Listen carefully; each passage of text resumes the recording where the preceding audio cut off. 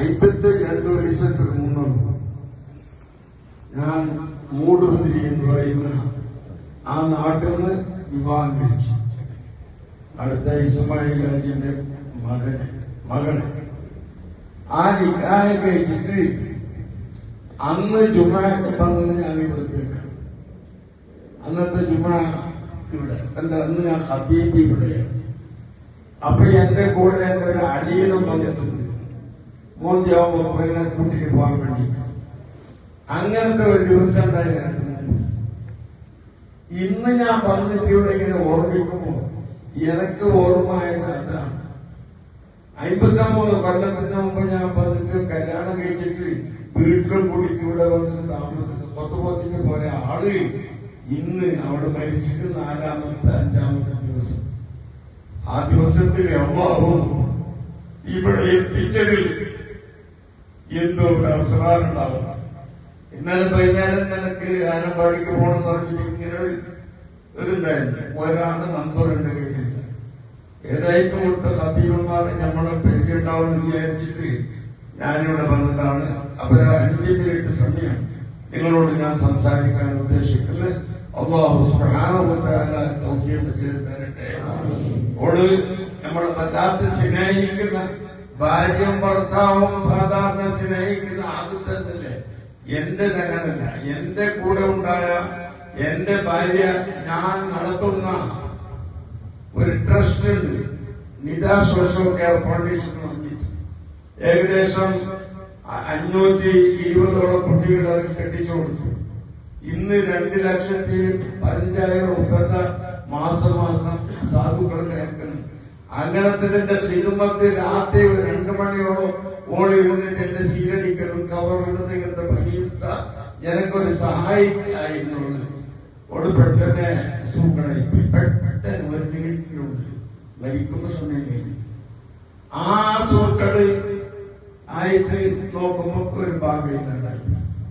അതോടുകൂടി 1 കൊല്ലം കടത്തത്തിലായിട്ട് കഴിഞ്ഞ ഞായറാഴ്ച മരിക്കുകയും. അപ്പൊ അതുവരെ പറയണം, ഭക്ഷണം കഴിക്കണം, സുഖാരി പറയും. ഇതിൽ നിങ്ങൾക്കൊരു വഴക്കുണ്ട്, അതിനു വേണ്ടി ഞാൻ എന്താ പറയും. വലിയ സുഖാര്യത പറഞ്ഞു ചിരിച്ചോണ്ടിരിക്കുന്ന ആ ദിവസത്തില് എന്റെ മനസ്സിൽ തോന്നി, ഇവൾക്ക് എന്നെ കൊണ്ട് വല്ല ബുദ്ധിമുട്ടുമായിട്ടില്ല എന്ന് ഞാൻ വിചാരിച്ചിട്ട് ഓളോട് പോയിട്ട് ചോദിച്ചു, നീ എന്തിങ്ങനെ ആലോചിച്ചിരിക്കുന്നത്, അതെന്തെന്ന് പറയുന്നത്. അപ്പോൾ അവൾ പറഞ്ഞത്, എന്റെ കാലം തീർന്നു, ഇനി നിങ്ങ എന്താവൂന്നുള്ള പേടിയാണ് എനക്കുള്ളത് എന്ന്. ആ മരിക്കാൻ കിടക്കുന്ന ഒരു പെണ്ണിലേക്ക് ഭർത്താവോട് ആ സ്നേഹം ഉണ്ടാവണമെങ്കിൽ അത് സാധാരണ ഒരു സ്നേഹം അല്ലത്. അതുകൊണ്ടിട്ടാണ് ഞാൻ പറഞ്ഞത്. ഞാൻ 15-16 ക്ലാസ് ഹജ്ജിന് പോയി. ഈ നാട്ടുകാർക്ക് അറിയുന്നത് ഞാൻ പറയും. ഒരു പ്രാവശ്യം 3ാമത്തെ 4ാമത്തെ ഹജ്ജിന് എന്റെ കൂടെ ഉണ്ടായിരുന്നു. കുറെ രാത്രി ഞാൻ അറഫാന്റെ കഴിഞ്ഞ് മിനാറിന്റെ കഴിഞ്ഞിട്ട് വന്നിട്ട് ക്ഷീണത്തോടുകൂടെ എല്ലാവരും കിടന്നു ഉറങ്ങുന്നു. എന്റെ കാലിലേക്ക് എന്തോ ഒരു സാധനം ഇങ്ങനെ മുട്ടുമ്പോഴുണ്ട്. ഇത് ഓരോരുത്തരും ഓർമ്മ വെക്കണം. അപ്പൊ ഞാൻ എന്റെ തല ഇങ്ങനെ വേർത്തിൽ നോക്കുമ്പോ എന്റെ കാലിലേക്ക് ഉള്ള മുഖത്തിന്റെ വെച്ചിന് മുത്തിയോണ്ട് ഇത് പടച്ച സാക്ഷിയാണ് ഈ പള്ളി. ഞാൻ പറയും, ഞാനൊന്നും ചോദിച്ചില്ല. ഞാൻ അച്ഛനെ കഴിഞ്ഞ് വന്നിട്ട് കുറെ ദിവസം കഴിഞ്ഞപ്പോ ഞാൻ ചോദിച്ചു, അന്ന് ഇങ്ങനെ ഒരു സംഘടന ഉണ്ടായിരുന്നില്ലേ, അതെന്താ?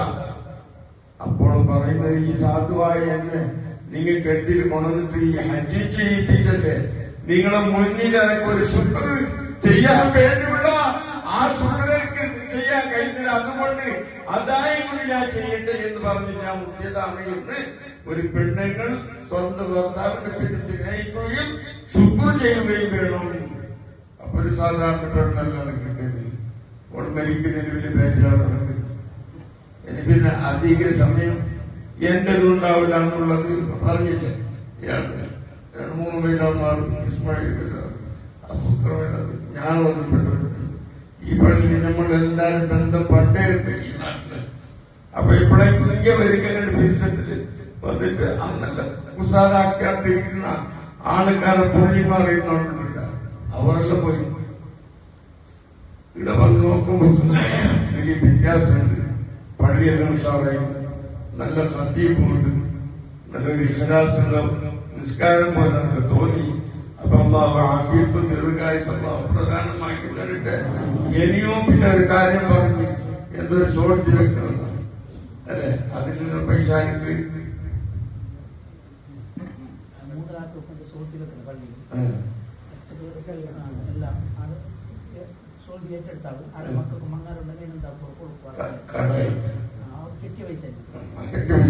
അത് വലിയ ഉപകാരം.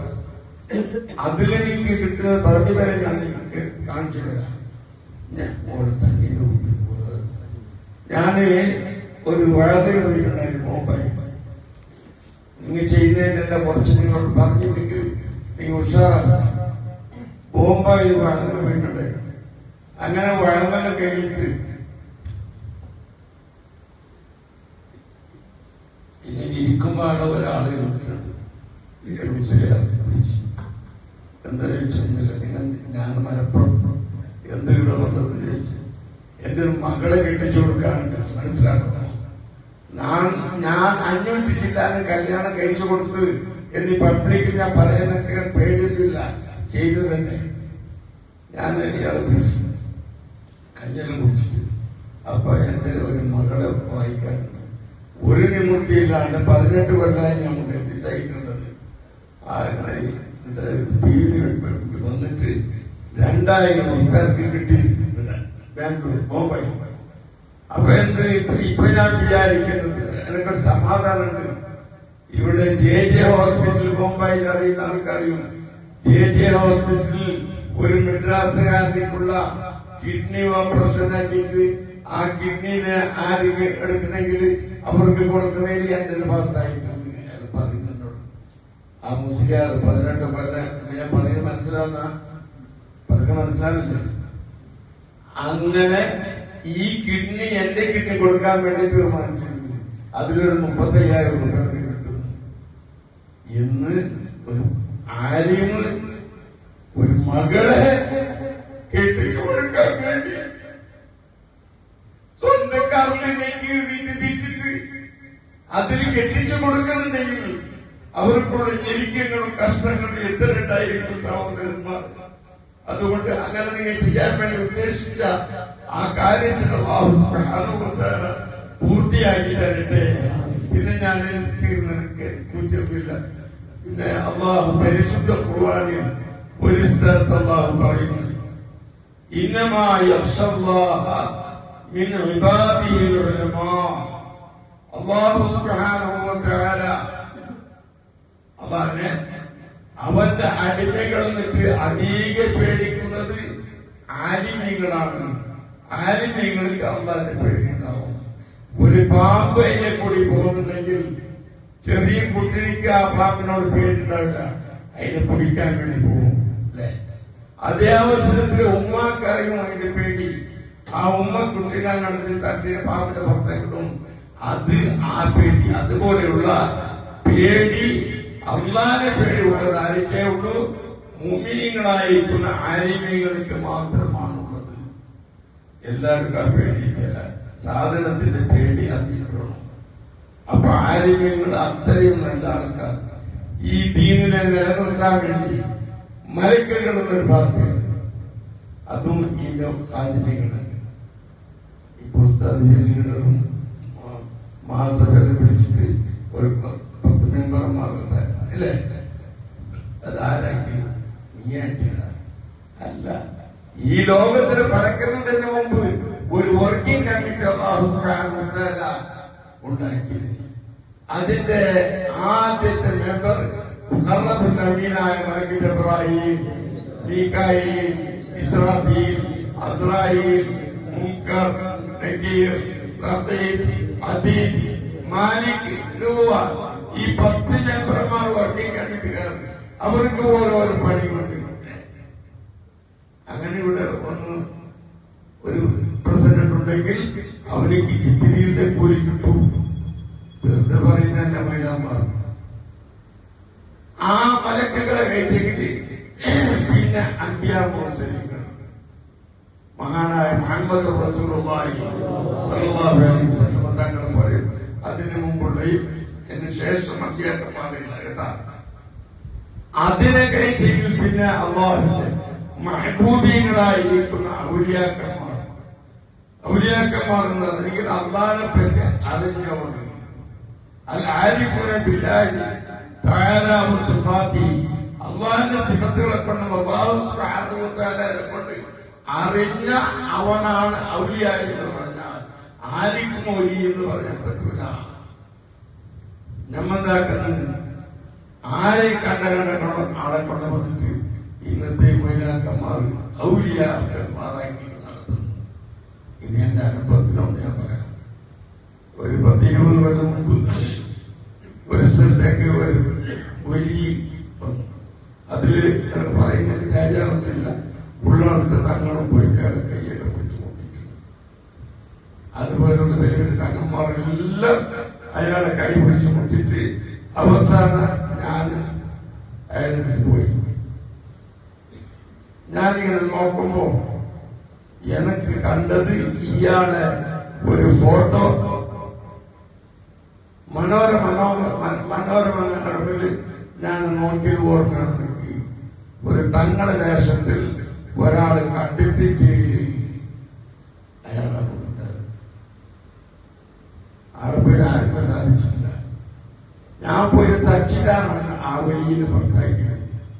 എന്നിട്ട് ബോംബെക്ക് പോയിട്ട് അനുഷ്ഠിച്ചു. അങ്ങനത്തെ ആൾക്കാർ ഞങ്ങളാതിരിക്കുന്ന മഹാത്മാക്കളായ തങ്ങന്മാരും സാധാർത്ഥികൾ കൈമുട്ടിയാല് ഈ എന്തു അറിയാത്ത നമ്മൾ ആനന്ദായിരിക്കും. അതാണ് അങ്ങനെ ആ ഔലിയാക്കന്മാരല്ല.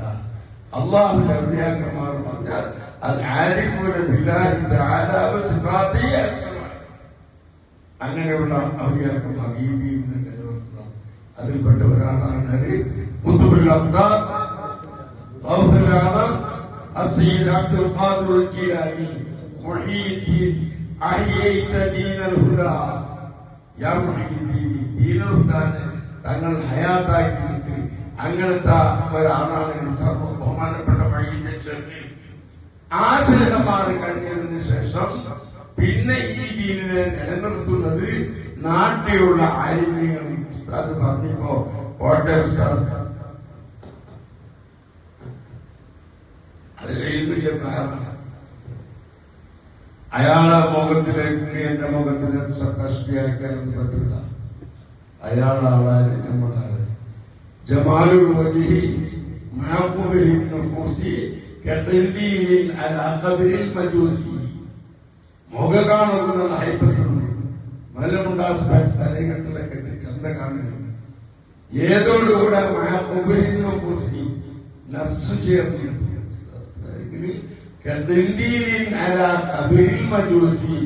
ഒരു മജൂസായിരിക്കുന്ന തീരിക്കാരായിരിക്കുന്നവന്റെ ഖബറിന്റെ മീറ്റ് ഇങ്ങനത്തെ ലൈറ്റ് വെച്ച് പോയിട്ടുണ്ടാകുന്നത് മുഖത്തേക്ക് ഈമാനുള്ള പുറത്തുകൂടെ കാണുന്നത്.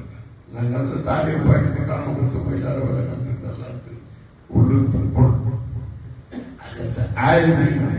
ആ ആലിമീങ്ങൾ ഈ ദീനിനെ എത്തിച്ചു കൊടുക്കാൻ വേണ്ടി അല്ലാഹു സുബ്ഹാനഹു വ തആല ലോകത്തിലേക്ക് അയച്ചിട്ടുണ്ട്.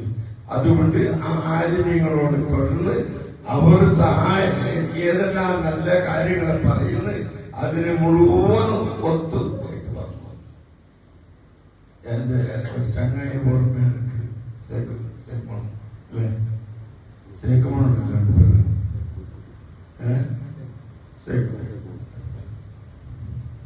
സെക്കൻഡുകൾക്കുള്ള ഡാമേജ് കിടാവ് പിടി കൊടുക്കുന്നു. ഇതടി കിടാവിനെടുത്തോ മരിച്ചു വാങ്ങി കിടന്നു അല്ലേ. ഇത് നമുക്ക് എല്ലാവർക്കും ഉണ്ടാവും. അത് എപ്പോഴുണ്ടാവും പറയാൻ കഴിയില്ല. അതുകൊണ്ട് ഞാൻ അധികം സംസാരിക്കാൻ ഉദ്ദേശിക്കുന്നില്ല. അല്ലാഹു സുബ്ഹാനഹു വ തആല നമ്മളെല്ലാവരെയും അവൻ പൊരുത്തപ്പെടുന്ന സാലിഹ്യങ്ങളെ നമ്മൾ നിന്റെ തിരുമത്ത് ചെയ്തത് ഞാൻ ഹക്കിൽ തന്നെ മനസ്സിലായിട്ടുള്ളതുകൊണ്ട് പിന്നെ നിന്റെ അടുക്കലേക്കുള്ള നമുക്കറിയില്ല. അതുകൊണ്ട് ആ ആമാലുകളെല്ലാം സ്വീകരിച്ചുകൊണ്ട് നല്ല സ്വാധീനങ്ങളുടെ കൂട്ടത്തിൽ ഞങ്ങൾ നീ പെടുത്തണേ പടച്ചവനെ. നമ്മള് നിന്റെ മരിച്ചുപോയ ആ ഭാര്യയുടെ കബറിലേക്ക് നീ സൗഹൃദത്തിന്റെ തോപ്പാക്കി കൊടുക്കണേ പടച്ചവനെ. എപ്പോഴും രാത്രി അവൾ കിടന്നിട്ട് എന്നോട് ചോദിക്കുന്ന വിഷയം ആ കബറിന്റെ ആദ്യത്തെ രാത്രിയിലൊക്കെ പേടിയാവുന്നു, ബാക്കിയല്ല ആദ്യത്തെ ദിവസത്തിൽ എനിക്ക് പേടിയാണ് കബറിനെ പറ്റി. എനിക്ക് ഞാൻ ഒരു അന്വേഷിക്കുന്നുണ്ട്.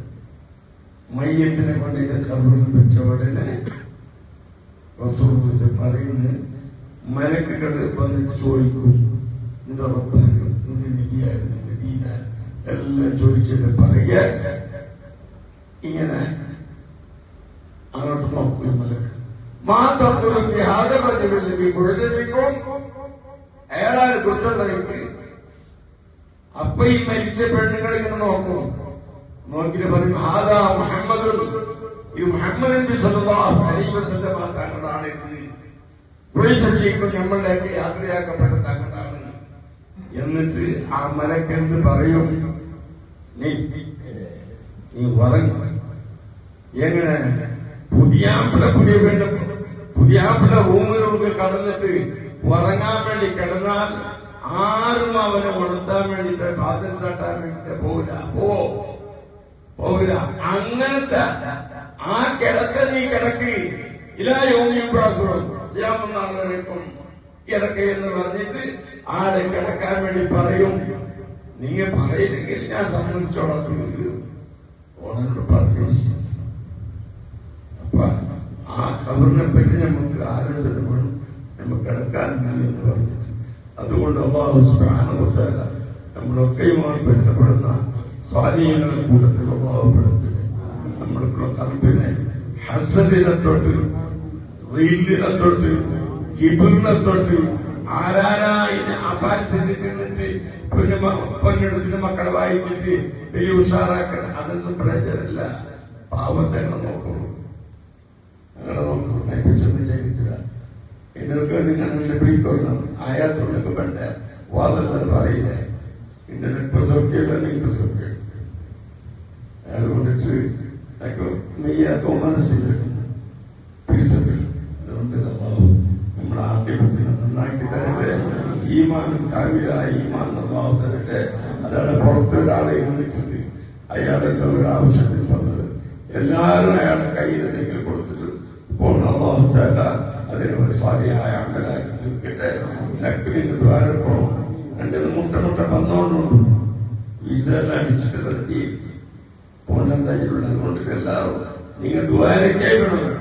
നിങ്ങളുടെ ആയത് നിങ്ങളെ പെണ്ണുമക്കൾക്ക് നിങ്ങളെ പുള്ളിമാർക്ക് പഠിപ്പായിട്ടുണ്ട്. ആ കാലത്ത് ശമ്പളം കിട്ടാൻ നിൽക്കോ. ഇപ്പനൊക്കെ സൗദിയിൽ നാണ് നിൽക്കാതെ പള്ളിയിൽ സത്യമായി. ഇപ്പോഴത്തെ അവൻ തന്നെ കുടിച്ചിട്ട് ഏത് പാട്ടുകളുടെ കൈകാലൊക്കെ താക്കത്ത് കൂടെ കൂസലെത്തുമ്പോ ഇവിടെ നമ്മളാവും ഫീൽഡ് ചെയ്യാൻ കഴിക്കില്ല. പണ്ട് ഇപ്പൊ ഓടിയുള്ളത് പറ്റുന്നുണ്ട്, ഇപ്പൊ കൈപിടിച്ച് പറഞ്ഞൊക്കെ. അതുകൊണ്ട് എല്ലാവരും ചെയ്തിട്ട് രണ്ട് പുറത്തൊക്കെ നിപ്പറ്റ യാതൊക്കെ വന്നിട്ടുണ്ടെങ്കിൽ എല്ലാവരും പെട്ടുപോകണം. അസ്സലാമു അലൈക്കും വറഹ്മത്തുള്ളാഹി വബറകാതുഹു.